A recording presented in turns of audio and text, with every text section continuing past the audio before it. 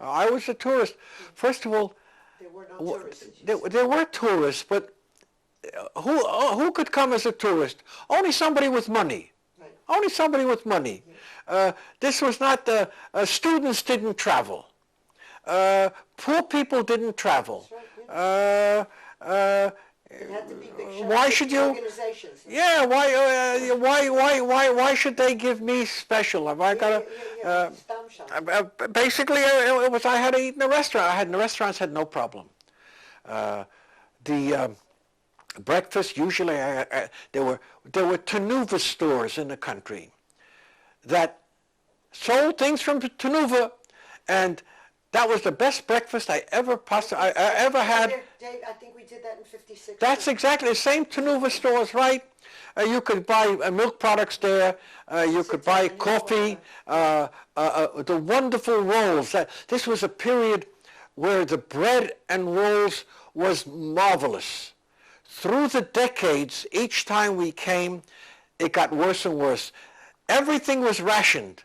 And so my reasoning is the bakers started cheating.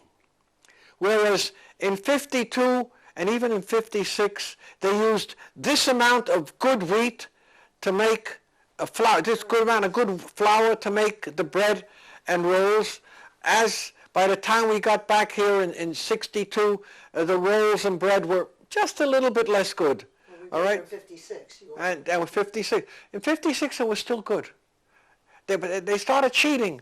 And by the time we got here in the 70s, what was wonderful stuff in way back when is pedestrian. Anyway, I always could go to a Tanuva store. You could have a breakfast any time of the day, whether it was eggs, coffee, wonderful little rolls. And then I had to go back. Oh, I started telling you about the special items the United States. They sent to Israel, practically free, marvelous books.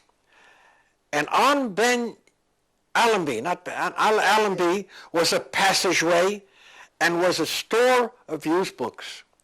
And I bought the most marvelous Judaica for the equivalent of $1, $1.50, and I ended up with a trunk full of books, and I was going to Europe, and my Uncle David arranged that my trunk would go by ship, freight, to the United States. When I got back to the United States, within a month or 2 months, I got a notice from Jersey. It was one of the ports in Jersey, was Jersey City, I don't remember, to go over there and get my trunk. And I went to go there, and of course I had to clear it through customs, and whatever was helped. And I traveled with my Valpak through Europe. I was not smart enough in those days to take much less than I took. I took lots of clothes. It was dumb. I really was not smart. I traveled with much more clothes than I would today, even at my age now. Anyway, I got the boat and I went to Haifa. And in Haifa, you had just as much security and checking going out of the country and in the country. How much money do you have? How much foreign currency? How much Israeli money? And I had to tell them.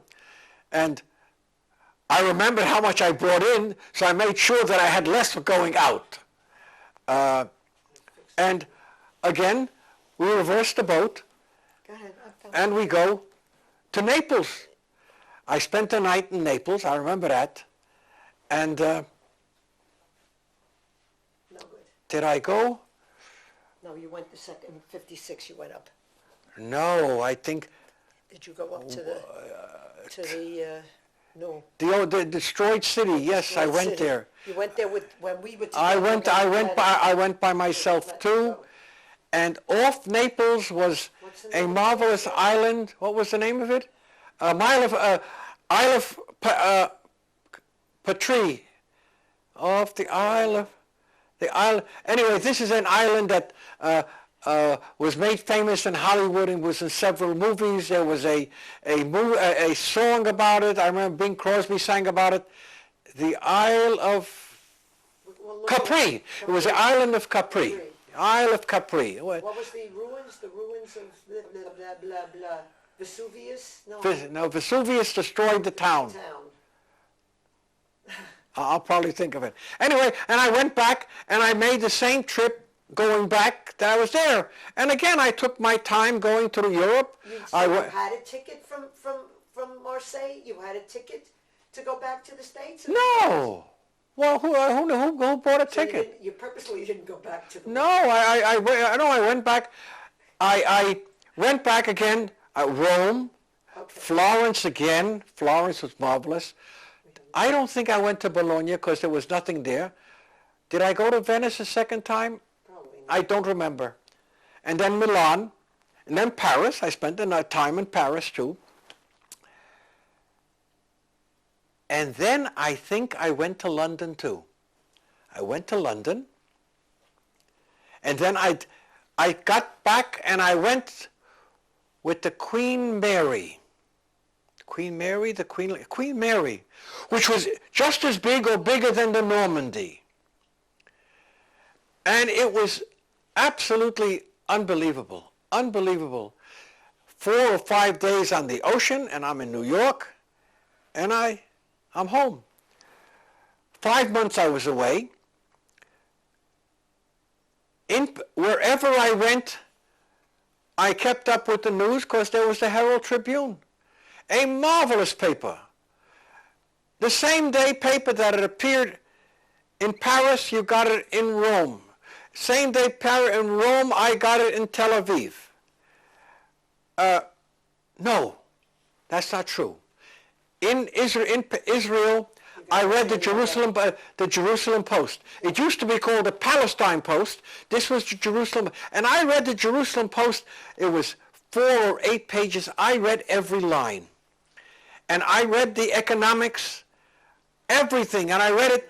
And the way you read the economics in 1952, and there was no way that you understood how this country existed. There was no money. At that time, there were 2 budgets. I think the 2 budgets lasted into the 60s. That is, you had the regular budget, how the country, how the government existed, with Saad helping people, this and that. And then you had the development budget. This was to build the country. I think the development budget was less than the regular budget. But you had to build roads, you had to build houses, everything was being built. We go back to that time in Israel, and that was the beginning of the conflict between the country which was socialistic and the people who ran the various industries which was capitalistic. And so you had the beginning of the conflict which carried on almost to this day. The socialism of the country, and the country was quite socialistic.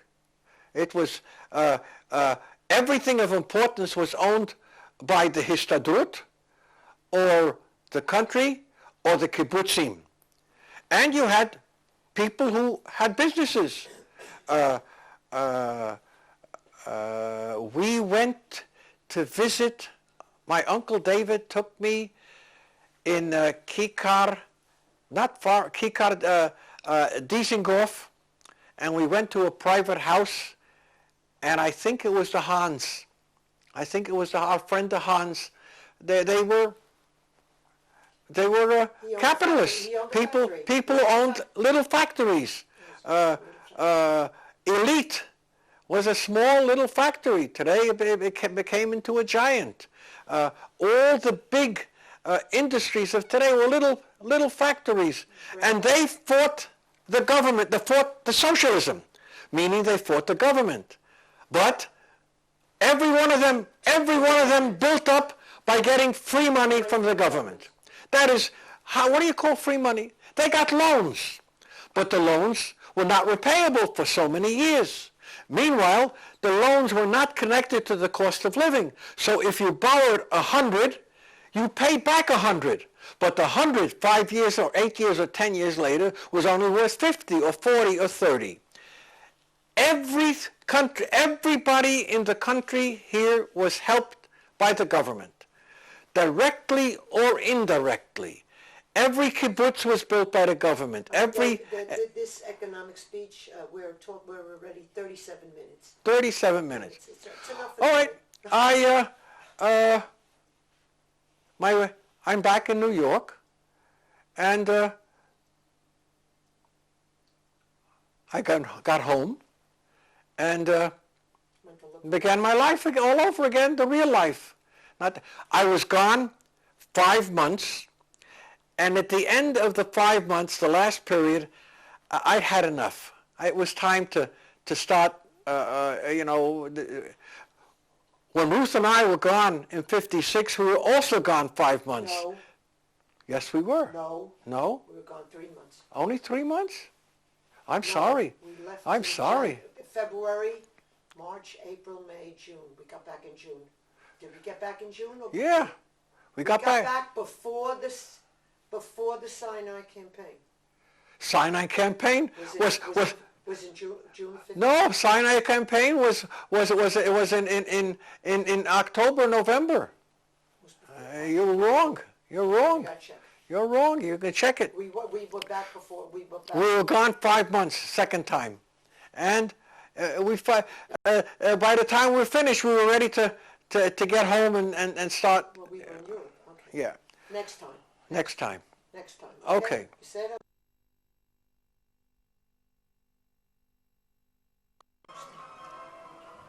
Okay, what I'd like you to do is, let's go to your history from the very beginning.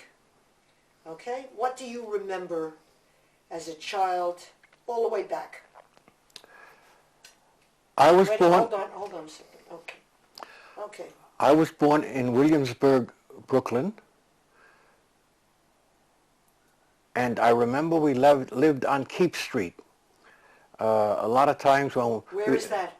That is in downtown, not downtown, the Brooklyn, near the Brooklyn Bridge, near the Williamsburg Bridge. This was a major Jewish area for decades and decades, and today I believe the Haredim, the very religious, are there. I remember vaguely being pushed in a carriage by some of my female cousins, but a few years ago when I met some of them and asked them if it was possibly that they did it, and they said they knew nothing about it.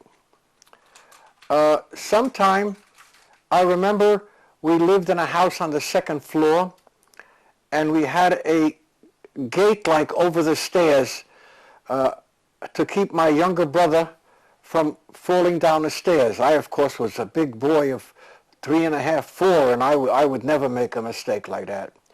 The landlady was a woman called Shulevitz, and I remember, or I'm reminded that I said, "Aza schmutzige Frau," and such a dirty woman, dirty in the sense of not clean. Somewhere before kindergarten, we moved to the Bronx, where my father and my Uncle Shmela opened a store, 2 stores. I don't remember going to kindergarten. Somewhere in 2nd grade in New York, you had each grade had a first semester A and a second semester B. Somewhere in the 2nd grade, either 2A or 2B, they moved me. Let me go back. Classes at that time were, if you were in grade 2, you were a 2A or 2B, 2C or 2D. The smartest kids were in 2A, the dumbest were in 2D, the next smartest was C, and the third smartest was B. So it's A, C, B, D. That's to confuse everybody. Yes. So nobody would know. No, I think I was in B, And somewhere in second grade, they were moving me up to A.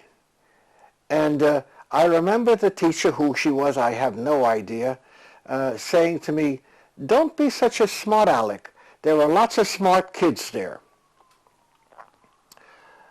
Sometime, I believe, after second grade, we moved to the Bronx. As I said, my father opened a store, and I attended PS 63. All schools, or most schools in New York, were numbers. I think the high schools had names, but most schools had numbers. I went PS 63. One day, I think I was in fourth grade, and the teacher looks out the window, fire engines, lots of noise, and we all wanted to jump up, and the teacher said, "Sit down, sit down." She looked out the window and said, "It's nothing, there's a store on fire." My father's store. He was right on the corner of Franklin Avenue and 169th Street. I can picture it to this day. I used to go in there to help him. There was all kinds of boxes, and my job was to straighten out the boxes so that they were exactly straight and exactly squared. That's why you are so neat. Yes, I guess so. Somewhere after fourth grade, they transferred me out of PS 63 to PS 2. Theoretically a lower level school. It was right on the 169th Street subway line. That is, there was a station at 169th Street, and in order to go, we moved from Clinton Street in the Bronx to 1320 Fulton Avenue. Right across the street was a little park, and right after the park was the school. I don't remember how we went. How did I go to school? I didn't go through the park. In some way I had to go around. I was there in fifth grade. The second part of fourth grade, I remember that because when the teacher came back in fifth grade, she confused me thoroughly because she went away as a Miss something or other and came back as a Mrs. Weinstein. So she had married, but this changing of names sort of left me confused. I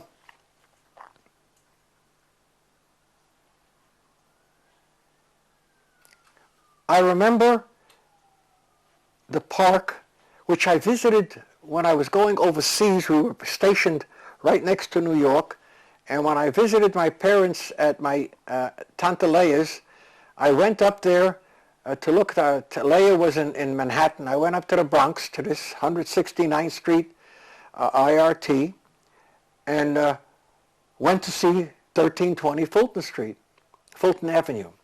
And across was this big park, except it was not that big anymore.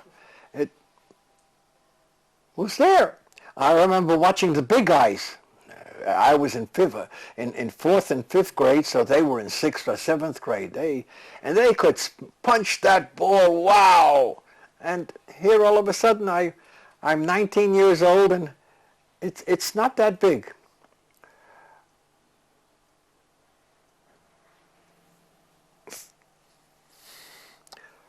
When I went there, somewhere in fifth grade or fourth grade, I started going to Yiddish school, that is Jewish school, after class. I did not go to Yiddish school on Clinton Street, in the other part of the Bronx. So I must have started there either the second part of fourth grade or the first part of fifth grade. And I remember going, I had to go 3 or 4 or 5 blocks, and I was twisting and turning. And the first time my mother or my father took me, and that Sunday, I think it was Sunday, there was a class, and the teacher says, "Dein Mama is Rivke Keusch. Your mother is Rivke Keusch." I said, "Yes, but how do you know that?" "Du hast demselben Punem." And if we go back to when I was a quite a baby, and we got my mother's picture. We have some of it now. There is a great resemblance. I don't remember too much. All the rest is, once I went to shul with my Baba. My grandmother, Baba, we called her Baba. Baba is Yiddish for grandmother. And to me and my first cousins, she's Baba. What was her name? Frimmer. That's what Leah's named after. Leah Frimmer. What was her? Did she have a second name? It was just Frimmer Hager. Frimmer Hager. And my father's relationship with my grandmother, to this day I remember, was extraordinary. He had I don't know if the word is affection or respect for her that is wonderful for a son-in-law. To her, he would greet her Frau Hager, Mrs. Hager. I don't remember him ever hugging or kissing her. Maybe he did. It was my grandmother was religious, very religious. She once took me to shul on Simchas Torah, and she made me kiss the Torah. I think it's the only time I went to shul. She taught me to take the Yiddish paper and teach me the letters, the alphabet, the Aleph Bet. A wonderful woman. I remember she and I slept in the same bedroom, twin beds, living room, and my father and mother slept in the big room with a cradle for my brother. And it seems my grandmother would go down at night as an older woman to make their bathroom. And apparently she took me with her. I remember my mother once saying, Mama, darfst das Kind mitnehmen mit dir? You kannst gehen allein. You can go. You don't have to take the kid with you. You can go alone. She may have been afraid to go alone. No, my grandmother was not afraid. She went out. She woke you up to take you to the bathroom. Yeah. With her. Somehow in the dark, she did not want to go alone. Okay, if you say so. No, I'm just saying. No. Doesn't make sense. We lived on the second floor. There were 4 or 5 apartments on the floor, and diagonally opposite us was my Tante Akka and Uncle Schmeler's apartment. So we lived close to each other. Okay, let me stop this. Go ahead, wait. Wait, hold on a second, let me... The channel 2 is very strong. Okay, Basendo, I got it halfway, it's okay. Go ahead. Through the decades, my grandmother came to America with her son, my uncle Zayda, called Abraham, and with my Tante Leah. It must have been just about before they started making quotas, somewhere between 1921, 22. Wait a minute, she came with Akka and... With Akka and Leah and Zayda. And Zayda, okay. My mother... Had come early. My mother and Raisel came in 1913. In fact, if you remember, Ruth, we even got the printout at Ellis Island when they came. We have to go again and get it. Baba never learned English. She always lived in a Yiddish neighborhood. She lived with us. She lived with Tante Leah. She lived with Tante Dina. For months and years on end. She lived with us until we moved to Fall River, and she came to visit us once in a while for several months. During that several months, we tried to make the house as kosher as possible, and even though my father was a strong non-believer, as was my mother, but especially my father, there was never any hint that I ever found that my father resented the actions of my grandmother. Every Sunday, or not every, many Sundays, my aunts and uncles got together at my house, the women to chat, and the men played rummy. Rummy, not pinochle. Not pinochle, no, rummy. I remember Uncle Sticker was the youngest of them. In fact, at his wedding to Leah, before Art was born, my brother, I remember them kibitzing that they used to ask me, Dudele, hat the Mama etwas gehabt? David, did your mother have anything yet? And my answer would be, that's them selling me, no brother, no sister. I was a genius at the age of 2. Your brother would agree with you. Yeah, I have. It was a wonderful get-together. I never thought about it very much. That's why we're doing this? I remember one incident that was very clear. Uncle Amkraut, my Tante Razel's first cousin, the father of Sydney, was eating, and my mother was giving me a glass of milk. And he looks at me sternly. Azaz größer Bucher konne trinken allein.